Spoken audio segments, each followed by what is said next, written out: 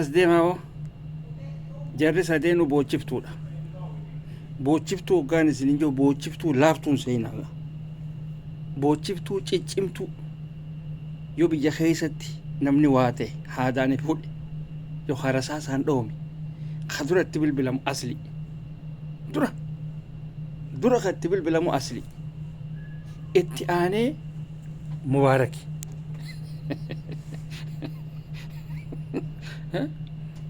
san booda Abdii Geetaachooti. Yoo Abdii Geetaachoo ganda keessa hin jiraanne asli bilbilama. Yoo haa'oo Abdii Geetaachoo bilbilameeti achiin akkasitti Abdii Geetaachoo gama keessaatiin jara dubbisee jechuudha. Achi booda Mubaarak wayyoo jechuudhaan eegala. Dhabtanii? Ka boodarra dhufu kan gaggaafachuudha eenyu eessatti eenyu inni jechuudhaan kan wanni ijoo raacheedha.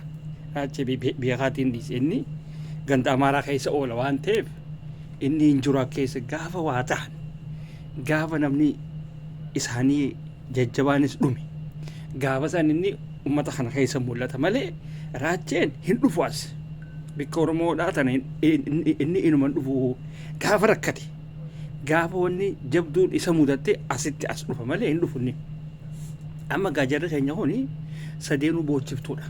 Maaliif uummanni keenya ka Wallaggaatiif ka Shawaadhaa kuni afaan Amaaraatiin booyan hogga dubbatanis afaan Amaaraati. Kama afaan Oromoo kana dhufanii waan afaan Oromootiin waa ibsachuudhaaf saa isaanii fudhata. Waan kana ta'eef haa ta'u warri xiqqishu afaanis haffallatu isaan kana waan ta'eef jara sadeen kana waan ta'eef isaan kun boochiftuu gurguddoodha. Asliidhaa fi Mubaarakii fi Abdii Geetaachoodha boochiftuu ciccimtuudha ilaalammaan tana. Akka waan numaatu isaanummaan filatanii jara kana waan kanaaf qopheeffataniititti isaanummaan kun taatee isaanii san ibsan jechuudha. Oromoo biraan gahan.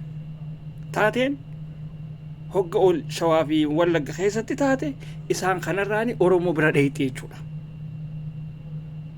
Artanii akkasii beekaa dubbiin.